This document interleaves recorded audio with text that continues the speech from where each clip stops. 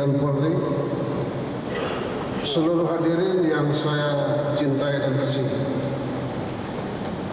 Kita syukuri anugerah dan berkat Tuhan karena pada hari ini diperkenankan untuk kita berbuat sesuatu dalam pelayanan dan pengabdian bagi masyarakat, bangsa dan negara. Kita syukuri anugerah ini karena dalam suatu kondisi yang memprihatinkan, rasa syukur itu adalah bagian daripada upaya untuk dapat menghadapi berbagai kesulitan yang dihadapi oleh bangsa, negara, dan khususnya daerah ini. Atas nama pemerintah dan masyarakat Nusa Tenggara Timur, saya menyampaikan limpah terima kasih dari pemerintah pusat yang telah dan masyarakat Nusa Tenggara Timur berdaya bahwa menurut yang berbagi kawan-kawan pada ini adalah para komponen berkaitan dengan peristiwa tanggal 5 seluruh masyarakat. Saya karena peristiwa yang berkaitan dengan terjadi dan membawa khusus dalam pengertian dalam perkembangan dan yang peristiwa tersebut bagaimana peristiwa masa bangsa dan negara khususnya daerah ini dalam menerus juga tentunya sesuai dengan proses yang diberikan dan bahwa ini dan yang sudah diadakan. Terima kasih atas semua hati ini memberikan keheboran energi rohani tersebut yang sudah sulit mengatakan begitu pada Tuhan kebahagiaan memudahkan kehidupan bangsa ini. Yaitu dari Ormas Pemuda Bapak Perwira, TNI dan Polri, dan dari polisi yang tentunya diminta dalam menghadapi hal-hal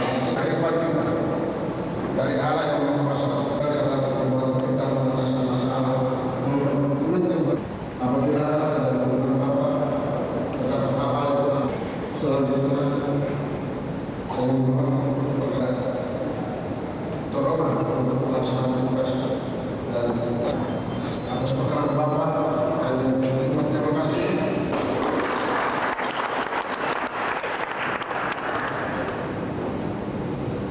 Selanjutnya, Pengarahan Menteri Dalam Negeri Republik Indonesia.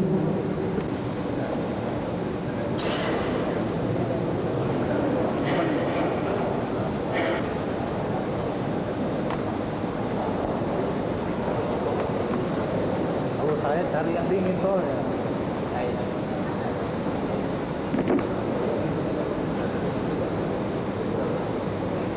saudara kita yang ada di daerah pengungsian, para pejabat TNI dan kepolisian, hadirin sekalian yang berbahagia.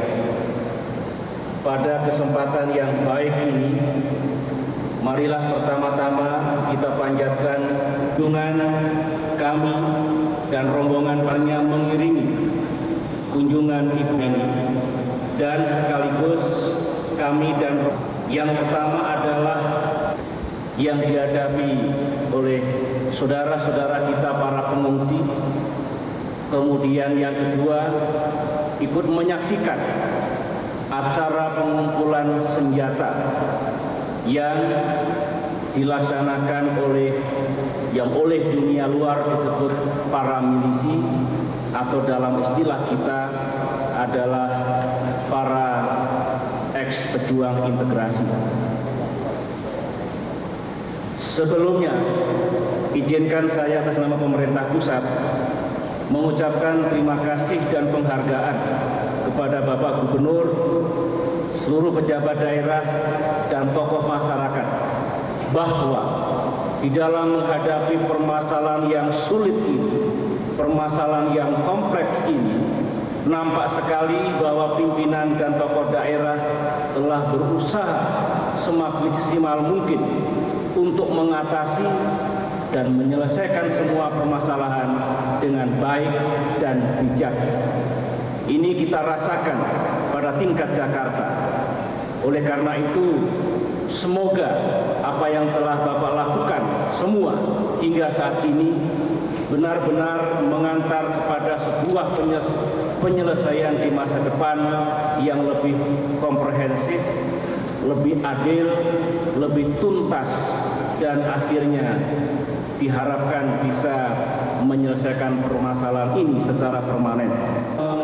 Mengalami kejadian yang tidak kita yang lalu dengan segala dinamikanya maupun tingkat internasional, sebenarnya proses penyelesaian para pengungsi ini yang sudah dan sampai pada tetapkan pada tingkat pemerintah bahwa daerah Nusa Tenggara Timur ini adalah dari kehendak objektif.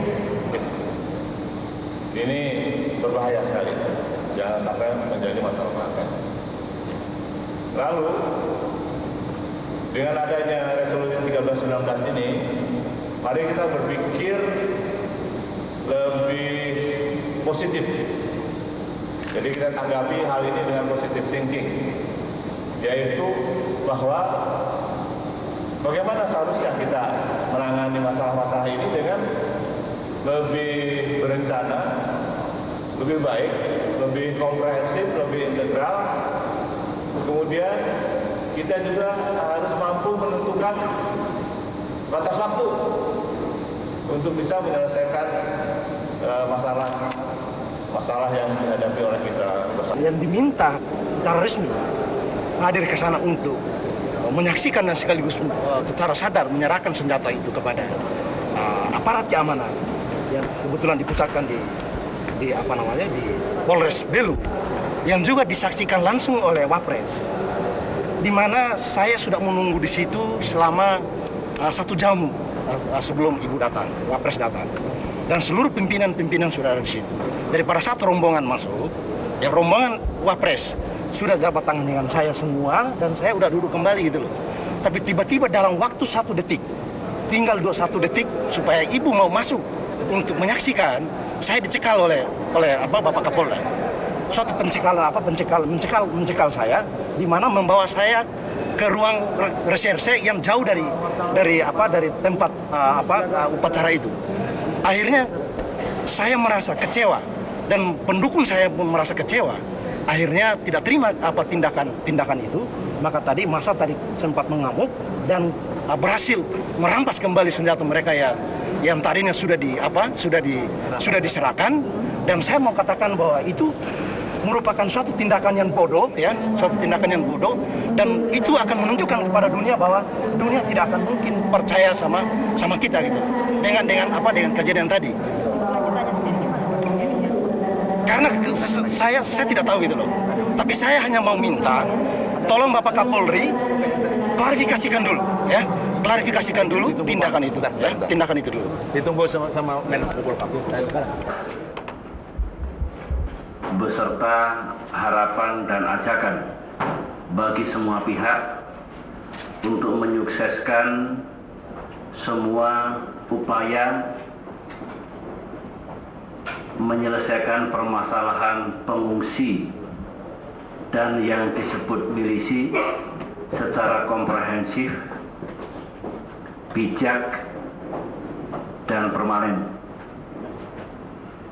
Kemudian Menteri Dalam Negeri dan Otonomi Daerah telah juga mengelaborasi langkah-langkah yang lebih operasional dan teknis yang berkaitan dengan upaya pemerintah itu.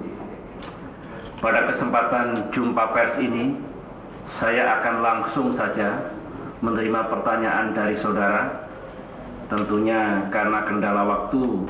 Yang pertama, apakah ada batas waktu bagi implementasi resolusi 1319?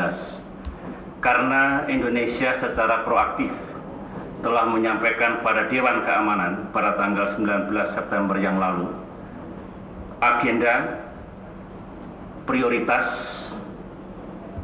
dan langkah-langkah konkret di dalam menyelesaikan masalah pengungsi dan milisi ini, termasuk investigasi terhadap kasus 3 petugas UNHCR, kasus tewasnya Olivio Mondosa Moruk dan tewasnya penduduk setempat, dengan kerangka waktu yang juga sudah disampaikan. Pada hakikatnya Perserikatan Bangsa-Bangsa tidak memberikan batas waktu, tetapi mereka meminta agar Indonesia dapat memenuhi kerangka waktu yang telah disusun sendiri oleh pihak Indonesia. Untuk saudara ketahui bahwa investigasi berjalan terus, proses hukum terus kita lakukan. Kemudian untuk pengumpulan senjata pada prinsipnya dibagi dalam 2 tahap. Tahap pertama yang kita sebut tahap pengumpulan secara sukarela dengan metodologi yang lebih persuasif, dan kemudian tahap kedua adalah tahap penegakan hukum, dalam arti setelah diberikan peluang pada kesempatan pertama mereka menolak untuk mengumpulkan senjatanya itu, maka berlakulah aturan hukum di negeri ini, dan mereka harus menyerahkan senjata demi hukum. Kita berharap ya, antara 22 sampai 24 hari ini, tahap pertama sudah membuahkan sesuatu, dan kemudian karena kami melihat di lapangan tadi bersama pimpinan daerah, pimpinan kepolisian, dan pimpinan militer, bahwa ternyata mereka memerlukan waktu sosialisasi lebih lama lagi. Para tokoh-tokoh milisi mengatakan masih diperlukan sejumlah waktu untuk mengkomunikasikan agar pengumpulan senjata itu dapat berjalan lebih, saya katakan, senjata yang diserahkan dapat lebih banyak lagi.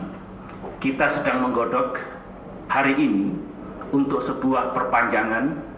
Barangkali akan kita pikirkan mungkin 2-3 hari lagi kepada mereka sebagai batas waktu akhir dari penyerahan senjata tahap pertama. Setelah itu akan kita berlakukan penegakan hukum. Tanggal 11 dan 12 Oktober yang akan datang, Saudara Menteri Luar Negeri akan kita tugasi untuk melaporkan kembali kepada Dewan Keamanan PBB terhadap langkah-langkah yang diambil oleh Indonesia. Kita berharap pada tanggal itu langkah-langkah yang kita lakukan ini sudah membuahkan sesuatu yang signifikan. Nah, setelah itu tentu ada komunikasi baru dengan Perserikatan Bangsa-Bangsa, ada mekanisme baru dengan lembaga PBB itu untuk sebuah, katakanlah, media pengamatan. Besar kemungkinannya justru Indonesia yang nanti akan mempersilahkan setelah kita bekerja, ya, tanpa harus mendapatkan tekanan yang tidak perlu. Mereka melihat apa yang telah kita lakukan dengan sungguh-sungguh ini. Itulah kerangka waktu yang kita tetapkan hingga hari ini, dan tentunya kita semua akan menepati kerangka waktu itu karena itu merupakan komitmen kita dengan Perserikatan Bangsa-Bangsa. Ulang, kepada mereka, kepada kurang lebih 130.000 pengungsi itu, oleh Indonesia bekerja sama dengan lembaga PBB agar tidak ada lagi tuduhan bahwa itu tidak jujur, ada intimidasi, ada paksaan dan lain-lain. Kita ingin lakukan secara terbuka dan jujur. Hasil registrasi itu akan bisa membagi kelompok saudara pengungsi itu menjadi dua bagian, repatriasi dan resettlement. Akan kita integrasikan bantuan yang dikeluarkan oleh pemerintah Indonesia dan oleh lembaga internasional. Yang jelas repatriasi tentu itu akan menjadi tanggungan Perserikatan Bangsa-Bangsa dan lembaga internasional lainnya, sedangkan resettlement pun di samping pemerintah Indonesia akan memberikan bantuan untuk kepentingan itu, ada tawaran dari lembaga internasional untuk melaksanakan kontribusi dalam rangka resettlement itu. Tentu saja kita belum bisa menghitung jumlah kuantitatifnya, tetapi PBB berpendapat apabila proses pengumpulan senjata dan investigasi itu berjalan dengan baik, maka kita bisa maju babak berikutnya lagi, yaitu program rekonsiliasi disertai dengan repatriasi dan resettlement. Pertama, secara resmi pemerintah Indonesia berpendapat bahwa untuk penyelesaian kasus Atambua ini dilaksanakan melalui proses investigasi, proses penyelidikan intelligence, dan langkah-langkah hukum. Tentu saja kita belum bisa menyimpulkan apakah ada keterlibatan pihak lain, apakah elemen dalam negeri maupun luar negeri, sebelum investigasi yang kita laksanakan secara menyeluruh ini disertai analisis intelijen dapat diselesaikan. Oleh karena itu, marilah kita menghormati proses investigasi ini sampai nanti ada kejelasan latar belakang, duduk persoalan, dan fakta dari keseluruhan peristiwa di Atambua ini. Kemudian yang kedua, tim investigasi yang sebenarnya dibentuk secara gabungan antara kepolisian dengan TNI ini terus melaksanakan investigasi terhadap pihak-pihak yang diduga mengetahui, diduga menyaksikan, ataupun patut diduga sebagai pelaku dalam ketiga peristiwa itu. Nah, proses ini berjalan.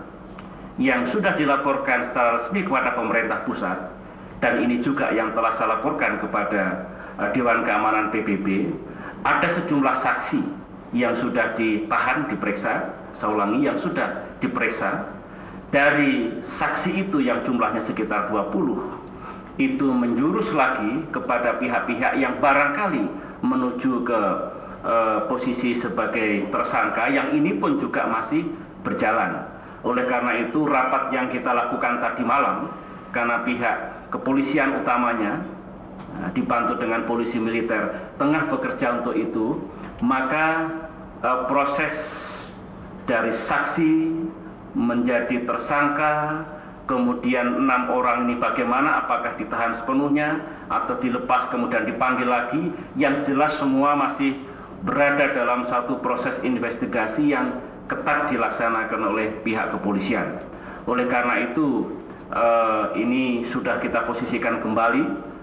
Kita juga segera menindaklanjuti petunjuk Presiden untuk secara cermat dan sungguh-sungguh melaksanakan investigasi ini, dan pihak kepolisian setelah kita mengadakan rapat tadi malam juga terus menindaklanjuti agar proses ini berjalan dengan baik, ya, tentu dengan fair trial, meskipun supremasi hukum akan dijunjung tinggi, disertai langkah-langkah yang tepat sebagaimana layaknya suatu investigasi dilaksanakan. Yang pertama, gencar sekali pada minggu pertama setelah peristiwa 6 September terjadi bahwa misi PBB akan datang. Kemudian misi PBB itu ditafsirkan sebagai paket PBB untuk melaksanakan investigasi, untuk melaksanakan sebutlah intervensi dalam tanda kutip, dan ikut dalam proses yang dilaksanakan oleh pemerintah Indonesia yang sedang berjalan sekarang ini. Indonesia pada posisi bahwa kehadiran misi semacam itu tidak tepat, kontraproduktif, dan justru menimbulkan perasaan anti PBB atau anti asing oleh masyarakat Indonesia. Maka kita lakukan negosiasi kemarin di New York, dan posisi terakhir dari lobby informal yang kita lakukan, maka mereka justru menghormati Indonesia untuk melaksanakan proses ini, dengan catatan Indonesia pada saat yang tepat bisa mengundang atau menerima hadirnya sebuah delegasi terdiri dari sejumlah pejabat Dewan Keamanan PBB, dan itu pun bukan untuk menginvestigasi ataupun mencampuri proses domestik kita, tapi untuk melihat bersama-sama kita apa yang telah kita lakukan. Itulah posisi Indonesia, dan sejauh ini kita telah bersepakat pada kerangka seperti itu. Penjelasan Menlu Alwi Shihab nanti tanggal 11 dan 12 Oktober di Dewan Keamanan termasuk mengatur tentang kerangka dan kapan delegasi itu akan datang di Indonesia. Menyangkut kejadian yang terjadi setelah Ibu Wakil Presiden meninggalkan tempat tadi, sebenarnya telah terjadi kesalahpahaman, ya.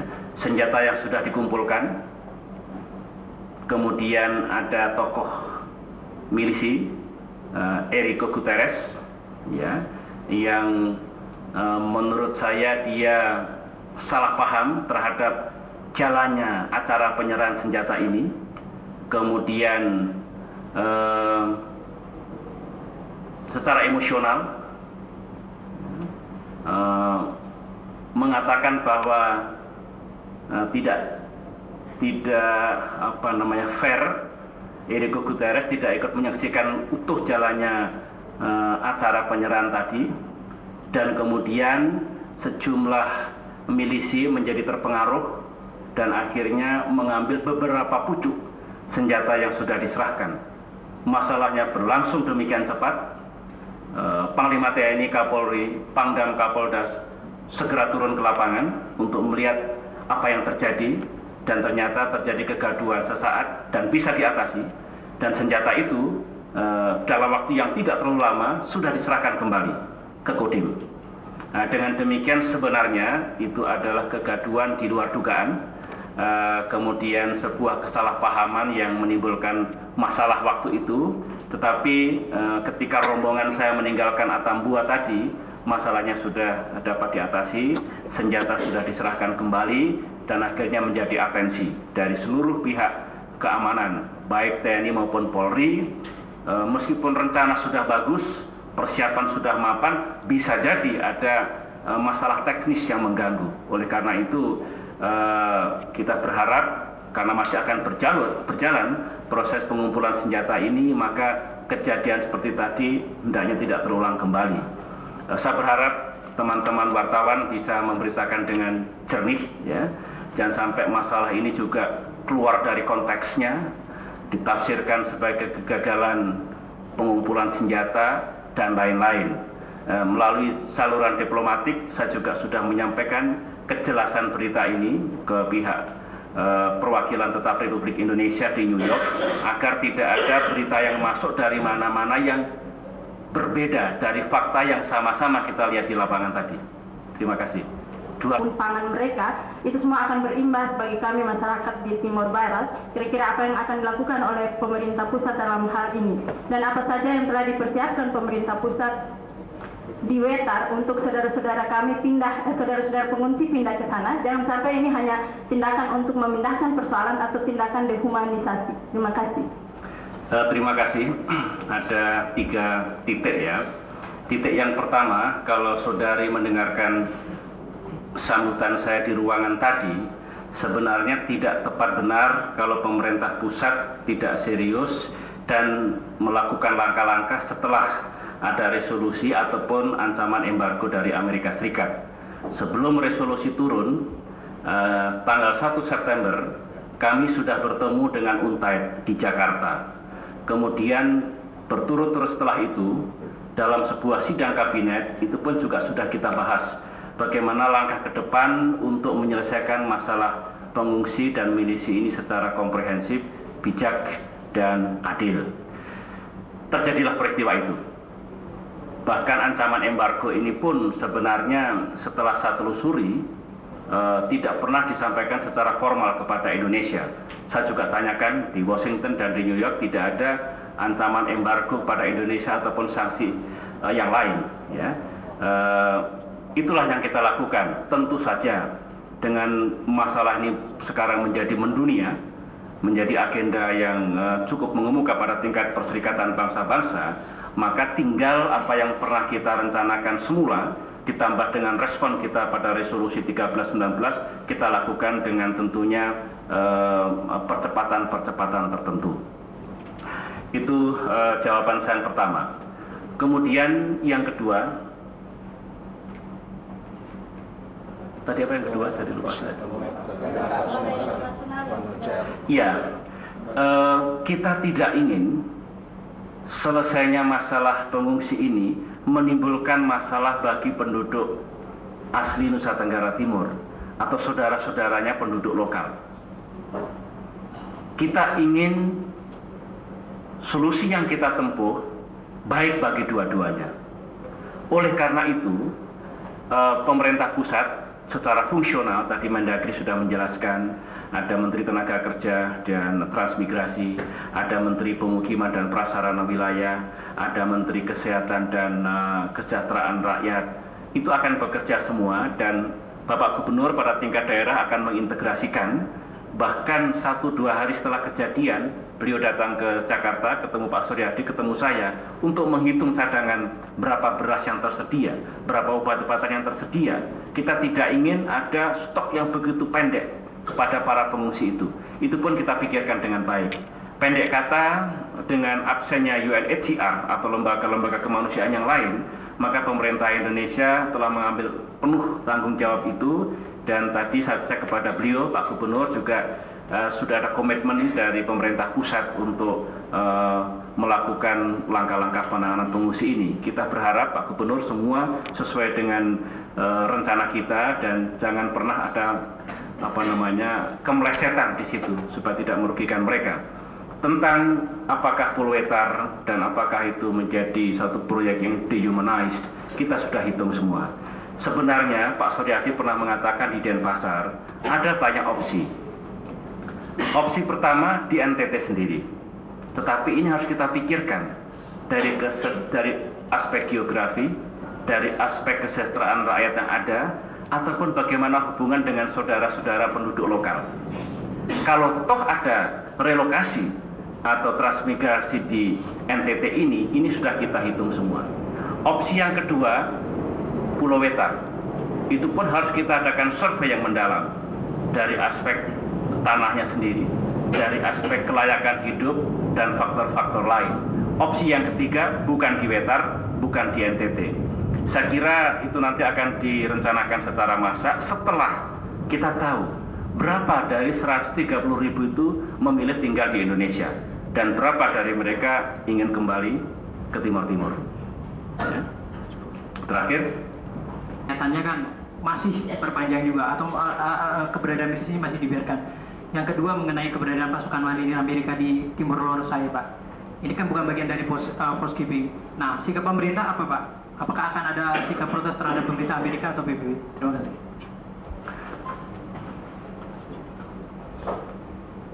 Yang pertama, sikap pemerintah terhadap milisi cukup tegas. Kalau saya boleh melakukan kilas balik ya, mengapa pada awal-awal berakhirnya jajak pendapat dan kemudian Negara Timur ini beserta para pejuang integrasi waktu itu yang konon sering terkenal dengan nama milisi, waktu itu memang belum settle permasalahannya karena baru saja terjadi. Oleh karena itu, tentu kalau saudara mengharapkan waktu itu sikap pemerintah harus tegas dan firm gitu, barangkali itu tidak terjawab karena memang keadaan masih belum menentu, masih belum settle. Sekarang setelah kita lihat perkembangannya, kita lihat realitas yang ada, kita lihat hukum nasional dan hukum internasional, serta kita lihat bagaimana dunia melihat masa depan Timur Timur ini, maka kita pada satu posisi bahwa rekonsiliasi itu sebuah pilihan yang baik. Tetapi rekonsiliasi ini sesama warga Timur Timur. Indonesia, PBB hanya memberikan fasilitas untuk sebuah rekonsiliasi. Selebihnya terus pulang kepada CNRT, kepada UNTAS dan lain-lain. Yang kedua, Indonesia tidak mengizinkan para milisi itu menggunakan senjata, melakukan kekerasan-kekerasan baik di Nusa Tenggara Timur ini ataupun melaksanakan gangguan keamanan di wilayah Timur Timur. Karena itu pertama melawan hukum nasional. Nah Pak, ini kan masih banyak masyarakat yang mual dengan baju. Jadi kalau nggak puas jangan dengan saya dong, ya. Saya kan masuk baru, masalah itu kan waktu Pak Jajak dengan Pak Agus mereka selesaikan, mereka sudah panggil dari BPK, panggil dari mana, ya, audit dari yang ahlinya, kemudian dari Angkatan Darat dan diserahkan kepada Kasat. Urusan saya udah nggak ada lagi di situ. Urusan saya sekarang adalah bagaimana aset yang ada ini aman, yang selanjutnya tidak akan terjadi lagi masalah-masalah yang seperti ini, ya. Artinya masalah administrasi harus tertib. Ya, mungkin waktu itu ketidaktertiban administrasi saja, simpang siur. Ya. Ke depan tidak boleh lagi. Itu yang tugas saya. Kalau yang lain-lain itu tugas dari pimpinan Angkatan Darat. Ya. Entah dinyatakan salah atau tidak, ya bukan saya. Ya. Apa ada usulan bahwa seluruh yayasan masyarakat Bubarkan. Kenapa? Alasannya? Apakah negara mampu ngasih kesejahteraan prajurit? Apakah negara mampu membenarkan asrama? Apakah kita sudah tahu bahwa saya prajurit itu rumahnya mau roboh semua, banyak yang roboh? Apakah sudah tahu prajurit itu tidak mampu menyekolahkan anaknya? Karena kita harus jernih dong. Bubar aja yang bener aja. Nggak ada itu bubar itu. Ini kesejahteraan prajurit. Panglima, apakah Panglima akan melakukan audit ini terhadap yayasannya? Kenapa saya audit? Itu kan sudah BPK segala macam, kan sudah ahlinya. Itu kan yang aset dari Kostrat. Selama saya kan 13 tahun di Kostrat, itu utuh. Ya. Yang kemarin diberikan adalah keuntungan. Itu kan keuntungan. Ya, keuntungan yang diperoleh tahun lalu. Itu kebijaksanaan Panglima Kostrat yang lama, mungkin Pak Jajak begitu, saya nggak tahu. Ya. Jadi kita harus jernih, harus mengerti benar. Gitu. Heran saya, ya. Nggak boleh kita nggak ngerti permasalahan, ikut-ikut ngomong, kemudian ikut-ikut memberikan macam-macam, akibatnya nggak selesai-selesai gitu.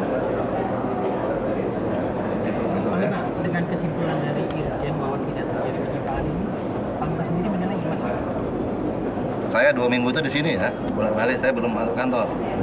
Saya 2 minggu di sini, ya. 2 minggu saya bolak-balik. Kemarin baru datang ke sini lagi. Saya belum mendalami betul. Ya.